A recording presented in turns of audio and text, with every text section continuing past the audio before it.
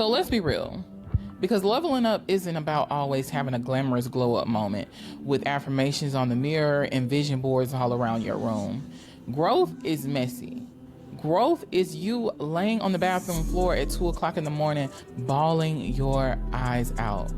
Growth is admitting the things that you do not want to admit about yourself, your relationships, and your circumstances. Because I was one of those girls that used to think that doing all of the outer work is what leveled you up. Making sure I had my degree, making sure my clothes looked nice, making sure I had me a good man by my side, making sure I was working towards my career, making sure everything looked good that surrounded me, and not paying attention to the things that was going on inside of me. But here's the truth. The real shift didn't happen until I sat down and I faced some brutal truths about myself and my life as a whole. And that is exactly what we're doing today. So buckle up, because I'm breaking down 9 truths that every woman needs to hear. And yes, they may hurt a little, but they will also set you free.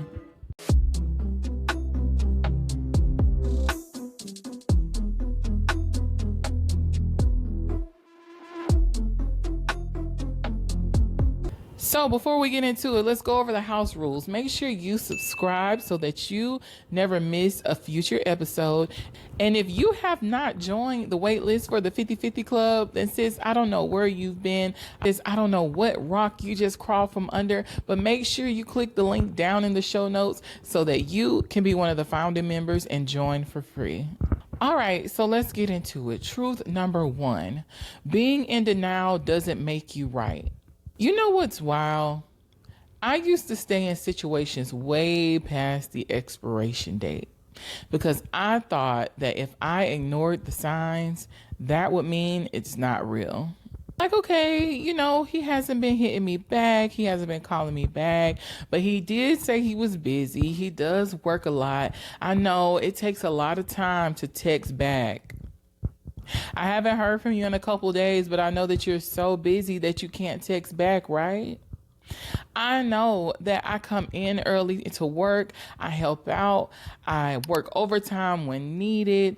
And even though I haven't gotten any of the promotions that I've put in for, I know that one day they will see my value. Eventually, they will see my value and they will give me a position that I deserve. Because work is fair, right? That's the lie that we tell ourselves, right? But sis, I'm here to remind you that being in denial doesn't change the reality. It just delays the inevitable. And the longer you allow yourself to stay in denial, the harder the truth is going to smack you when it finally comes out. So let me ask you this. What are you lying to yourself about right now? Because if you're honest, there's something that you keep pushing down that you already know the answer to. And facing it might hurt, yes, but avoiding it can destroy you. Truth number 2, value how a person treats you over the title they hold. We give too many passes because of other people's titles in our lives. Oh, that's my mom, that's my man, that's my best friend. Okay, that's fine, but do they respect you? Are they actually showing up for you? Because you see, people can be a part of your family and not be a part of your village. Again, people can be a part of your family and not be a part of your village. Now, if you're curious as to what that means, a person can be related to you. You could be married to a person. You guys can be in the very same house and they will never stand in your corner. So as far as I'm concerned, a title is just a costume if the actions don't match up. I had to learn the hard way that even family can be toxic. More than likely, the family is the toxic ones. Your partner can be inconsistent. Even your so-called best friend could be the very one talking about you behind your back. Because if a person's actions doesn't match the title, then the title doesn't matter anyways. So stop letting people hide behind labels. And I want you to think about this. If you stripped away the title, would you still keep this person in your life? Truth number 3, spending more money won't heal your trauma. Ooh, that one hurt because I am a girl that is all about a little retail therapy, honey. And let me just say, while retail therapy is fun, I love a cute bag, I love a nice flight, and boy, do I love a relaxing spa day.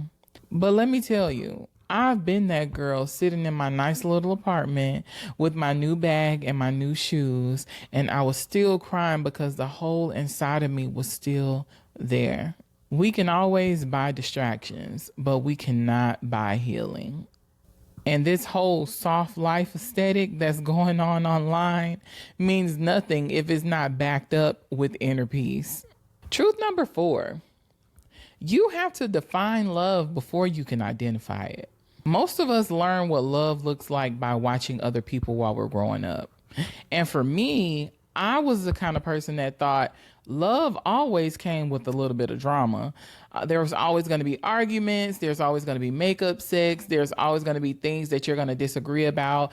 It's okay to yell at each other. It was normal. And it's because I saw so much of that while I was growing up. And don't get me started on the movies, because the movies will, listen, one thing they will do is have somebody break up and make up, okay? But lucky for me, I now know that all of those things are just dysfunction mixed with a little bit of passion. That is not love. I had to sit down and define love for myself. And it was actually one of the hardest things that I had to do. But I now know that for me, love looks like many things, but it does not look like chaos. It does not look like drama. It does not look like abusive language. It does not look like intimidation. It does not look like neglect. For me today, love looks like safety. Love looks like consistency. Love looks like respect. Love looks like me just feeling comfortable being able to breathe around you. So I just want to remind you that if you don't define love for yourself, you'll keep accepting whatever looks familiar, even if it's not healthy. Truth number 5, being a victim doesn't give you a pass to hurt other people. This one may sting a little bit because a lot of us carry pain, and it's valid. But sometimes we do take that pain and use it to cut other people down. I used to have a problem with expressing myself. I would bottle in all of my emotions, all of the pain, all of the anger, and I had no control over when that emotion would surface. And in doing that, I would hurt other people that did not deserve to be hurt. And I had to acknowledge the fact that I was responsible for my own emotions and I was responsible for my own reactions. And I just want to remind you that your pain does deserve compassion, but it does not give you the right to be cruel to other people.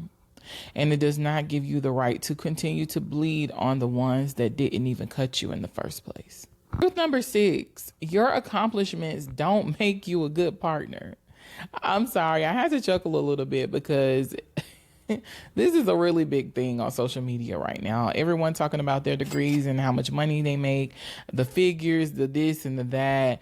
And you know what? I can't even be too mad about it because the way, especially Black women were brought up, you've made it once you've gone to college, once you've gotten your degree, once you've gotten this career and you're making this amount of money. That's what you were pushed to do. Families and inner work is not something that is really taught to us.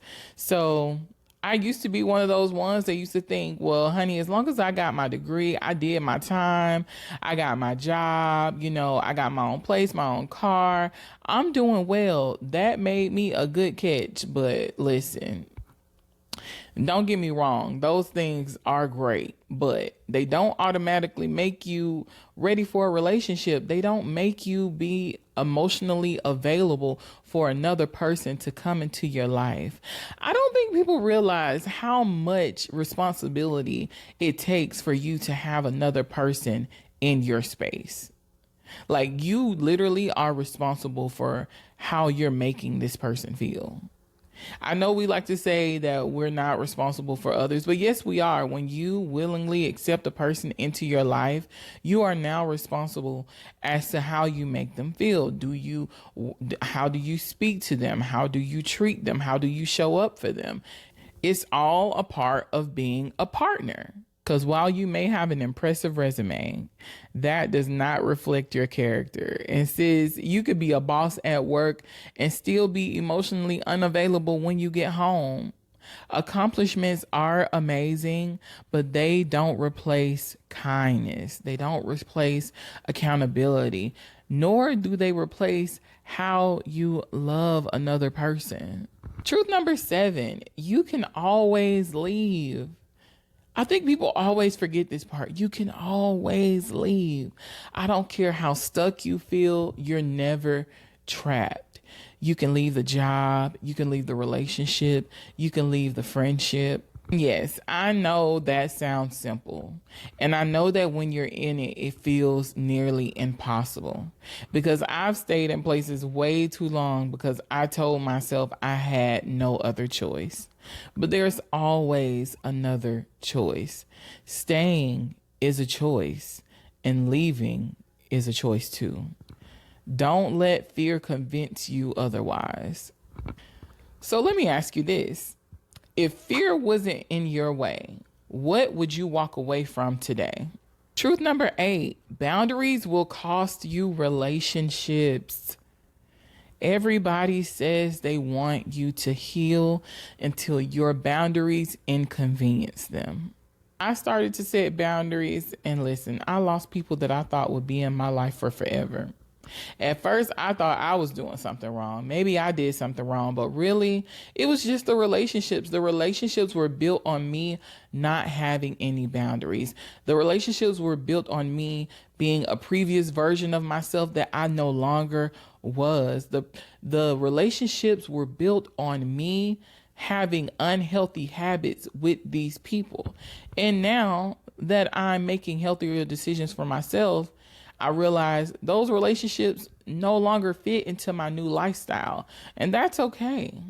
Because if they only love you because you didn't have boundaries, well, sweetie, they probably didn't love you at all.